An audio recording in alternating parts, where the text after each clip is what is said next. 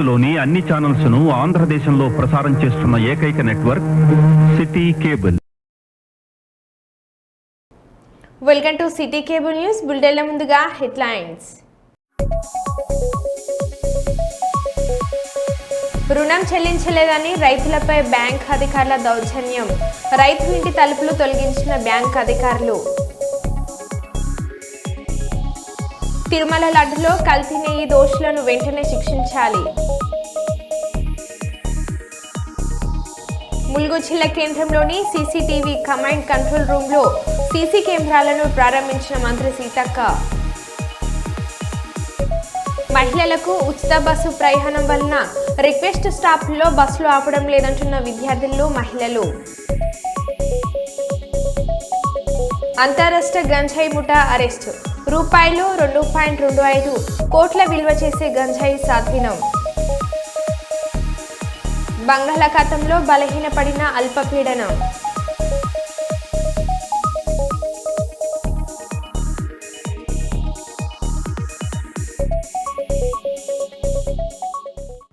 ఇక వివరాల్లోకి వెళ్తే, పాలకుర్తి మండలం ఎల్లరాయిని తొర్రూరు గ్రామంలో గత బీఆర్ఎస్ ప్రభుత్వం నిర్మించిన డబుల్ బెడ్రూమ్ ఇండ్లలో కొంతమంది అక్రమంగా ఉంటున్నారన్న నెపంతో పోలీస్ బందోబస్తుతో రెవెన్యూ సిబ్బంది పేదవాళ్ల ఇండ్లను ఖాళీ చేయించడం దారుణమన్నారు. స్థానిక బీఆర్ఎస్ నాయకులు బాధితులతో కలిసి ఎంఆర్ఓకి వినతి పత్రం ఇచ్చిన అనంతరం వారు మీడియాతో మాట్లాడారు. గ్రామ సభ తీర్మానం మేరకే పేదలకు ఇండ్లు పట్టాలు కేటాయించడం జరిగిందన్నారు. రాజకీయ కక్షలతో ఇల్లు ఖాళీ చేయించడం కాంగ్రెస్ నాయకులను తగదన్నారు. బాధితులు ఎవరు అధైర్యపడవద్దు, మాజీ మంత్రి ఎర్రబెల్లి దయాకర్రావు సహకారంతో పేదలకు అండగా ఉంటామన్నారు. ఈ కార్యక్రమంలో మాజీ ఎంపీపీ నల్ల నాగిరెడ్డి, తొర్రూరు గ్రామ మాజీ సర్పంచ్ నాయని మల్లారెడ్డి, మండల ఎస్సీసీఎల్ నాయకులు గేదెపాక శ్రీనివాస్, మండల ఉపాధ్యక్షులు పాము శ్రీనివాస్ తదితరులు పాల్గొన్నారు. వాళ్ళ గ్యాస్ వస్తున్నాం, పెట్రోల్ వస్తున్నాం అంటే మేము ఎటువంటి అవసరం లేదమ్మా. ఆ ఎక్స్పీరియన్స్ మా తహసీల్దార్ దగ్గరికి పోదాం, మాట్లాడదాం. మీకు ఇచ్చిన వీళ్ళని గుంజుకునే ఉద్దేశం ఆయన కూడా లేదు. అది ఆ కోణంలో ఏం చేస్తున్నారో సార్ అడదామని వచ్చినాం. అంతే.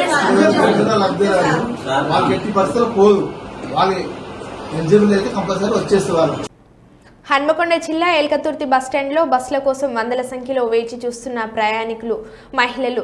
ఉచిత బస్సు ప్రయాణం వలన రిక్వెస్ట్ స్టాపుల్లో బస్సులు ఆపడం లేదంటున్న విద్యార్థినులు, మహిళలు. కిక్కిరిసిపోతున్న బస్సులు, తోపులాటలో బస్సులు ఎక్కుతున్న విద్యార్థులు.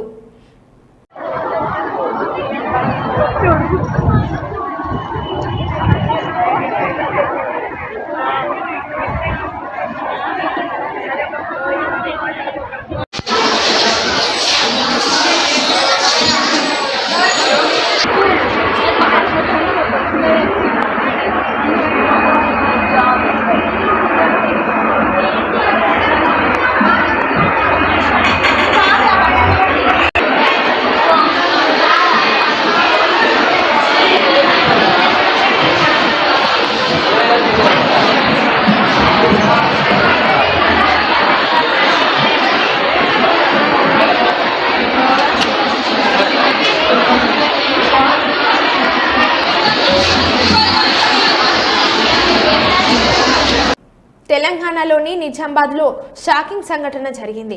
పేకాట ఆడుతూ పోలీసులకు 4 మహిళలు చిక్కారు. పట్టణంలోని సరస్వతి నగర్లో నీలోఫర్ ఆసుపత్రిలో 4వ అంతస్తులో డబ్బు పెట్టి పేకాట ఆడుతున్న 4 మహిళలను పోలీసులు అరెస్ట్ చేశారు. మహిళల నుంచి 15,000 రూపాయల నగదుతో పాటు సెల్ ఫోన్లు స్వాధీనం చేసుకున్నారు పోలీసులు. పోలీసులకు పట్టుబడ్డ మహిళలంతా ప్రముఖ వైద్యుల సతీమణులని సమాచారం. ఈ సంఘటనకు సంబంధించిన వీడియో వైరల్ అవుతుంది.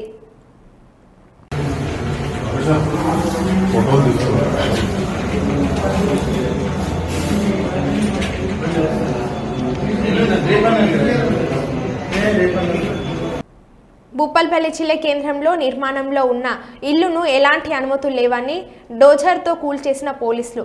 రెవెన్యూ, మున్సిపల్ అధికారులు ఆందోళన చేసిన ఇంటి యజమాని అదుపులోకి తీసుకున్న పోలీసులు.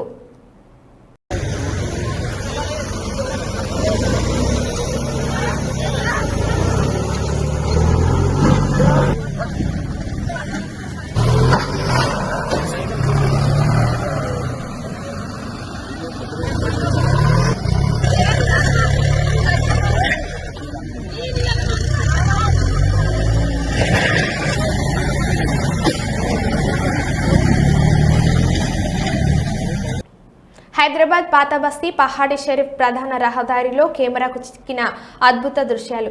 ఏమైంది సమాజానికి అంటూ తిట్టుకుంటున్న ప్రజలు. అమ్మాయిలు అబ్బాయిలు ఇంటి నుండి బయటకు వెళ్తే తల్లిదండ్రులు ఎందుకు పట్టించుకోవడం లేదని ఆగ్రహం వ్యక్తం చేస్తున్నారు.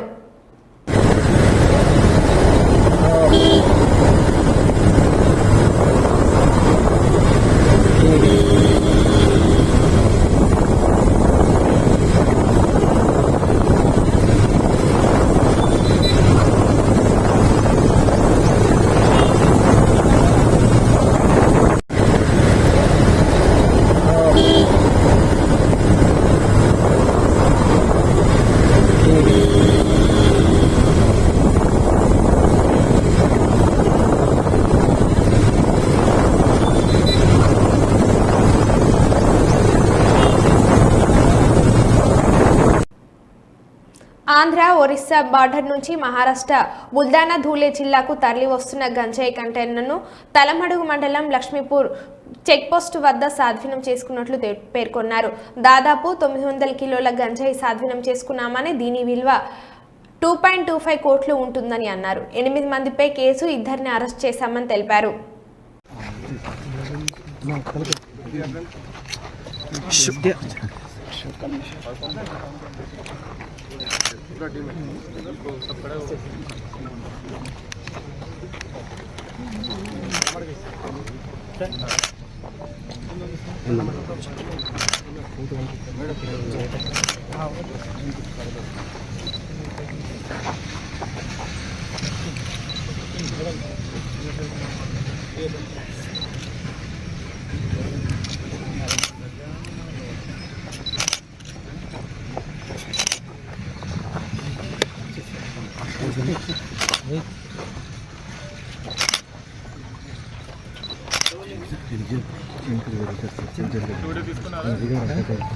లాస్ట్ 5 years ఇంత పెద్ద సీజన్ జరగలేదు ఆదిలాబాద్.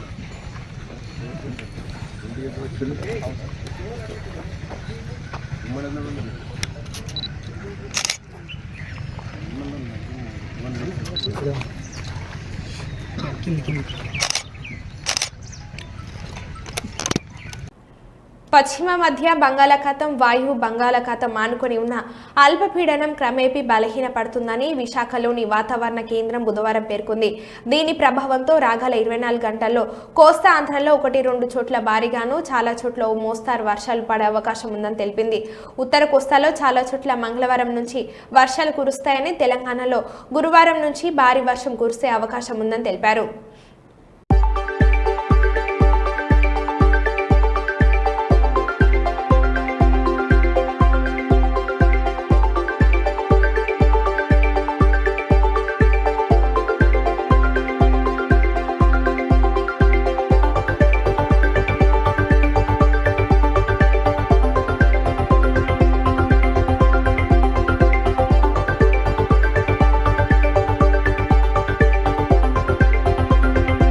రుణం చెల్లించడం లేదంటూ డీసీసీ బ్యాంక్ అధికారుల అత్యుత్సాహం.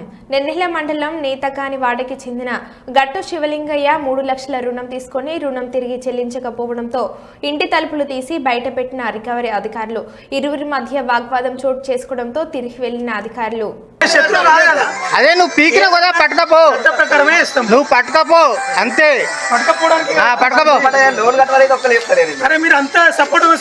సపోర్ట్ కాదన్నా, కడదామే కడదాం కదా, కడదాం కదా. కట్టాంది అయితే మీరు ఊరుకోరు కదా, కట్టాంది అయితే మీరు ఊరుకోరు కదా. వడ్డీతో సహవాసులు చెప్తారు. అదే అన్న, అదే అన్న, అదే అన్న, అదే వడ్డీతో సహా వసూలు చేస్తారా? విడిచిపెడతారా? విడిచిపెడతారా? నా దాని కూడా చెప్పావు. మీరు క్వశ్చన్ నాకు ఆన్సర్ లేదు. 1 లక్ష రూపాయలు మీరు నాకు 1 లక్ష రూపాయలు ఇచ్చింది, నేను ఇస్తా అనుకుంటుంటా. చెప్పండి, మీరు వడ్డీ అయితే విడిచిపెట్టారు కదా, వడ్డీ అయితే విడిచిపెట్టారు కదా.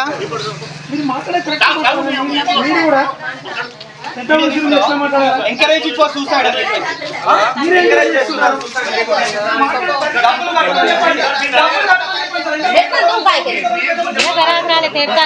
फोन बोलो तो दवा ना कड़ा ये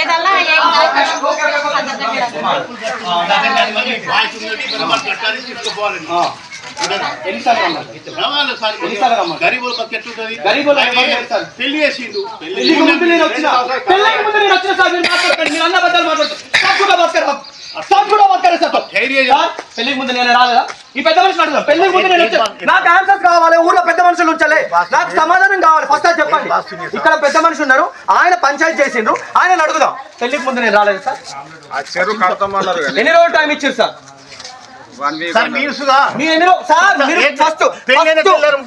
ఎవరు సార్? పెళ్లి కాకముందు ఏం చేసారు సార్? పెళ్లి కాకముందు ఏం చేసారు? పెళ్లి కాకముందు ఏం చేశారు? పైసలు తీసుకొస్తా అని చెప్పిన ఆ లోపలనే నేను బయటకు వెళ్ళిన తర్వాత వాళ్ళు హఠాత్తుగా నా ఇంట్లో ఉన్న తలుపు డోర్లు తీసి స్క్రూలు ఇప్పి డోర్ తీసి ఇంట్లోకి వాళ్ళు వెళ్ళడం జరిగింది. మరి నానా దివత్వం సృష్టించి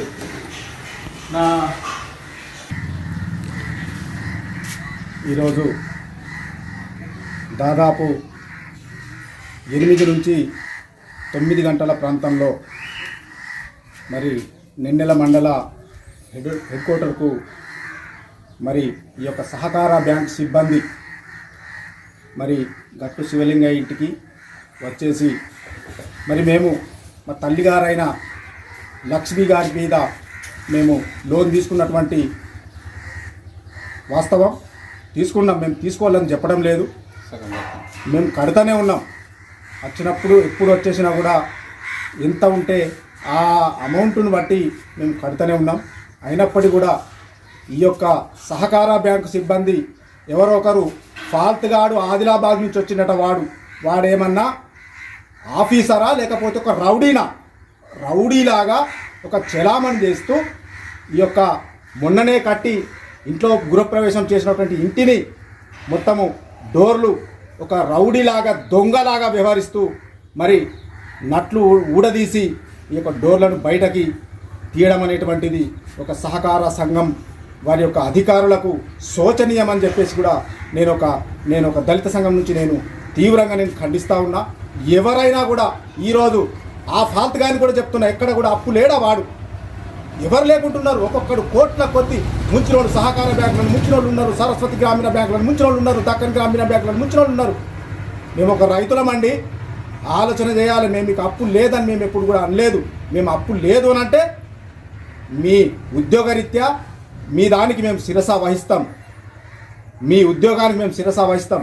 మీరు ఏమైనా కూడా చెయ్యొచ్చు.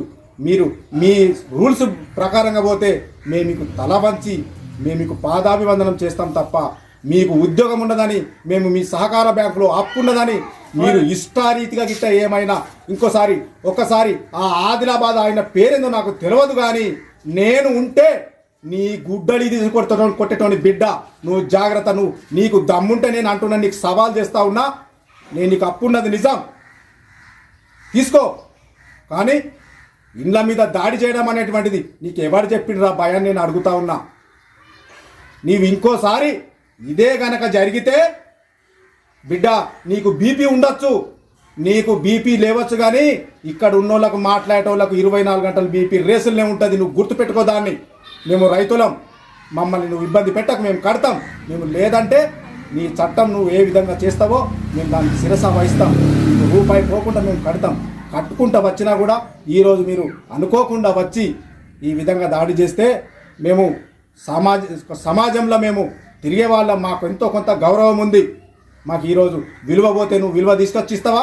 రేపు అదేవిధంగా దీన్ని చూసే ప్రతి ఒక్కరు కూడా దయచేసి, వీడియో చూసే ప్రతి ఒక్కరు కూడా మీరు దయచేసి మీకు 2 చేతులతో నమస్కారం చేస్తూ ఉన్నా. మీరు ఆలోచన చేయండి. ఈ యొక్క దౌర్జన్యాన్ని, ఈ యొక్క దాడిని, సహకార బ్యాంకు వాళ్ళ దాడిని మరి ఈరోజు మా అన్నగారు అదే సందర్భంలో మానసికంగా కృంగిపోయి ఏదన్నా అఘాయిత్యం చేసుకొని ఏమైనా ఉంటే మరి వాళ్ళు వాళ్ళ డబ్బులు ఎవరు చెల్లించాలి? మరి పోయే ప్రాణానికి ఎవడు గ్యారెంటీ రా భయ అని ఆదిలాబాద్ నుంచి వచ్చినోని నేను అడుగుతా ఉన్నా. ఈరోజు అదే మానసికంగా కృంగిపోలేదు కాబట్టి నీకు అవకాశం ఇచ్చిండు. అదే నా లాంటి మొండోడైతే గుర్తుప పట్టుకో, నీ తల పలగా దెంగిటోడు బిడ్డ, నువ్వు గుర్తుపెట్టుకో, నీ గుద్దంత పలగా దెంగుతావు. నువ్వేందో అనుకుంటున్నావు, నేను ఇది సవాల్ చేస్తా ఉన్నా. ఇటువంటి పనులు నువ్వు మానేయి. సిఎంసి స్థలం బయ్యారం గ్రామానికి చెందకుండా కొంతమంది స్వార్థపరులు కాచేయాలని చూస్తున్న క్రమంలో అఖిలపక్ష పార్టీలు ఈరోజు నిరసన కార్యక్రమంకు పిలుపునిచ్చారు. ఈ కార్యక్రమం తీసుకున్న అఖిలపక్ష నాయకులను మరియు బుక్యారవి నాయక్ గారిని అరెస్ట్ చేయడం దుర్మార్గం. ఎప్పుడూ లేని విధంగా పోలీసులు 10ల సంఖ్యలో ఇతర ప్రాంతాల నుండి బయ్యారం మొత్తాన్ని చుట్టుముట్టి అరెస్ట్ చేయడాన్ని తీవ్రంగా ఖండించండి. అరెస్ట్ చేసిన వారిని బేషరతుగా విడుదల చేయండి అని డిమాండ్ చేస్తున్నామని అన్నారు.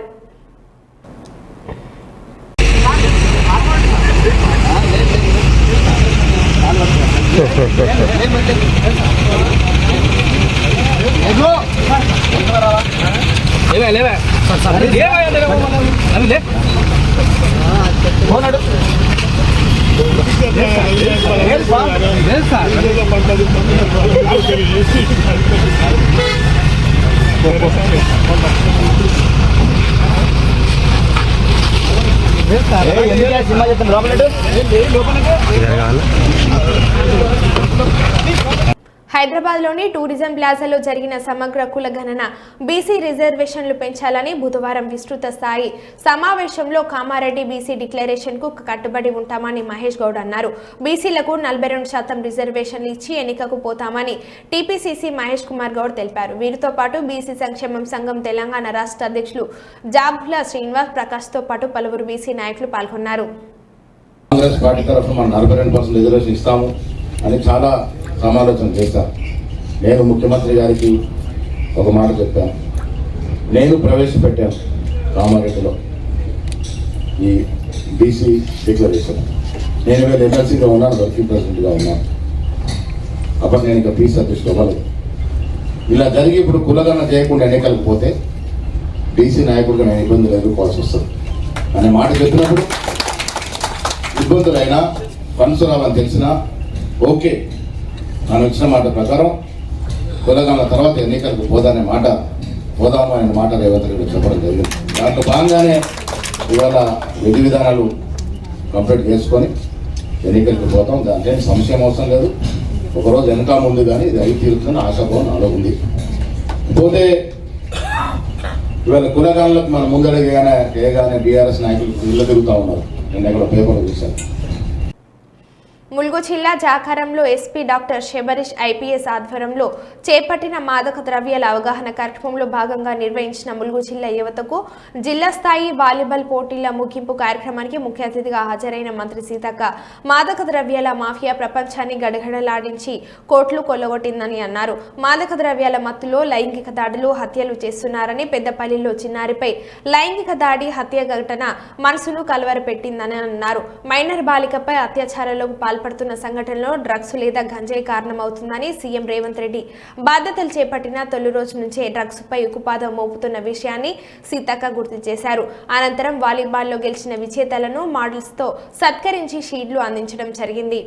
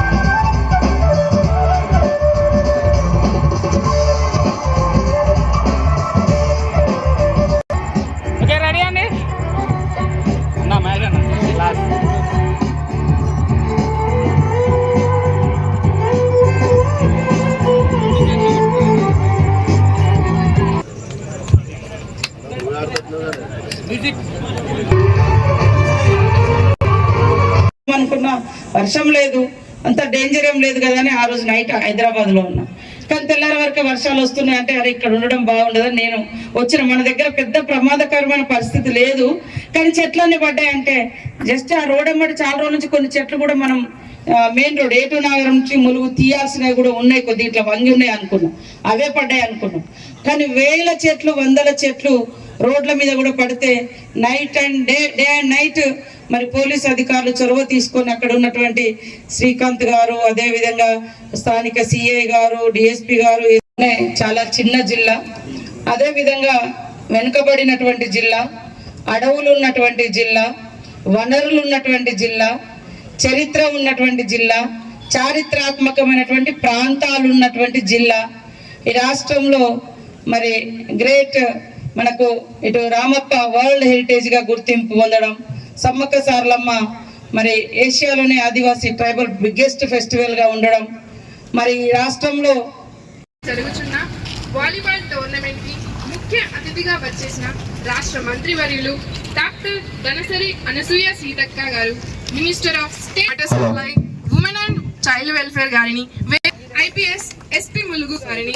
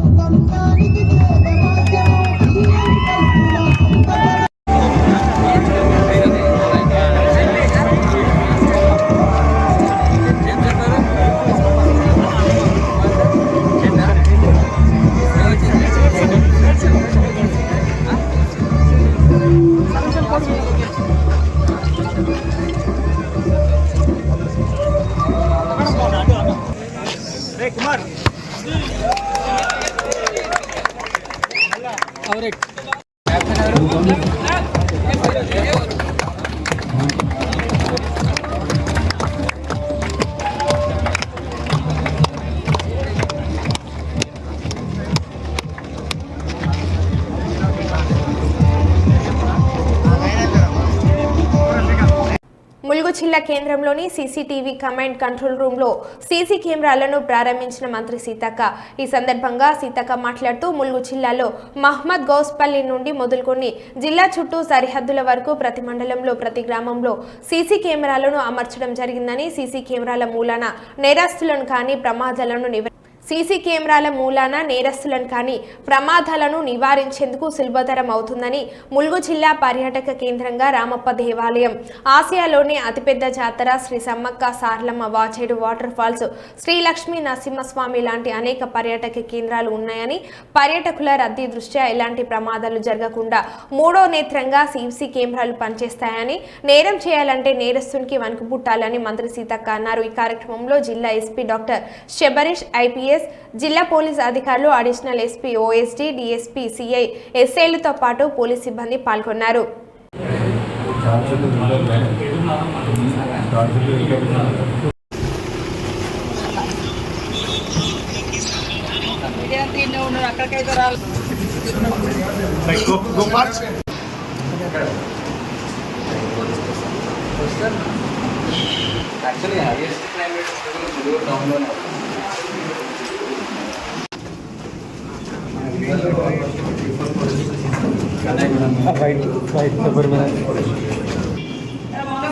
పోలీస్ స్టేషన్ ఆ పోలీస్ స్టేషన్ పోయి వీడియో ఎత్తలేను.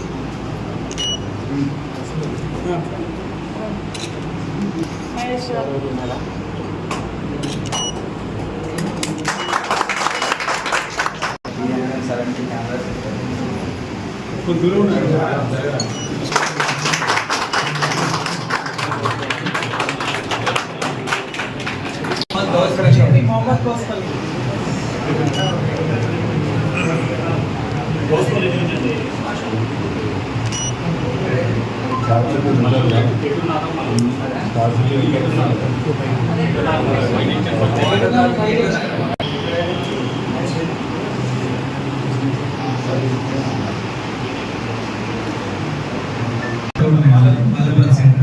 నెక్స్ట్ బండారుపల్లి ఎక్స్పోర్ట్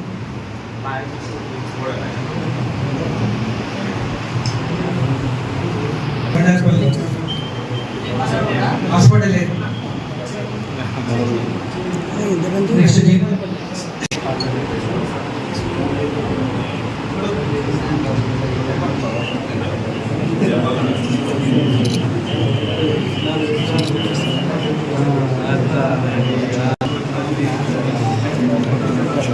మందమరిలో అత్యంత దారుణమైన సంఘటన చోటు చేసుకుంది. శ్మశాన వాటికను కబ్జా చేసి ఫ్లాట్లుగా మార్చిన వైనం. శవాన్ని పూడ్చిపెట్టడానికి అడుగున్న రియల్ ఎస్టేటర్లు పక్కనే అష్టలక్ష్మి దేవాలయం నిర్మాణం అయినప్పటి నుంచి శ్మశాన వాటిక మాయం. ఈ శ్మశాన వాటిక మాయంలో అష్టలక్ష్మి దేవాలయ నిర్వాహకుల పాత్ర ఉందని అనుమానం వ్యక్తం చేస్తున్న ప్రజలు దిక్కుతోచని స్థితిలో శవాన్ని ఎక్కడ పూడ్చాలో తెలియక గంటలు నిరీక్షించిన బురదగూడెం వాసులు. గత కొన్నేళ్లుగా మందమరిలో అతి పెద్ద సమస్యగా బురదగూడెం శ్మశాన వాటిక 70 సంవత్సరాలుగా చనిపోయిన వారిని పూడ్చిపెట్టిన బొందలు సమాధులు ఇక్కడ కనుమరుగైపోవడం అది శ్మశాన వాటిక కాదు, అది మా పట్ట భూమి అని కొందరు యజమానులు ముందుకు రావడం బురదగూడెం వాసులను దిక్కుతోచని స్థితిలో పడివేసిన వైనం. చివరికి ఈ సమస్య శాసనసభ్యులు వివేక్ వెంకటస్వామి దృష్టికి వెళ్లడం, ఎమ్మెల్యే అధికారులను పిలిచి కబ్జాదారులు ఎవరైనా చట్టాన్ని ఎవరు అతిక్రమించినా కఠినంగా శిక్షించాలని అధికారులకు సూచించిన ప్రజా వ్యతిరేక శక్తులను పలుమార్లు హెచ్చరించిన చెన్నూరు శాసనసభ్యులు వివేక్ వెంకటస్వామి ఈ సమస్యకు పరిష్కారం ఎప్పుడు దొరుకుతుందో అని ఎదురుచూస్తున్న పట్టణ ప్రజలు.